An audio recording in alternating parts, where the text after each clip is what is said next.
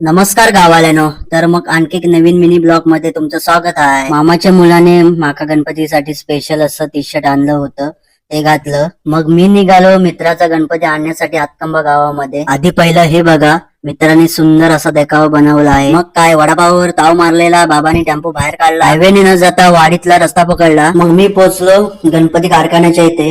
हे आमचे महेश खानविलकर काका सुंदर अशी बाप्पाची रेखणी करतात. मोठा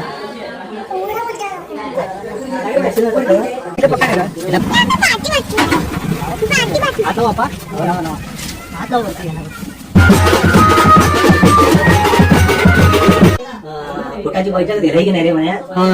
एक फुटाची बैठक होती घरी गेली.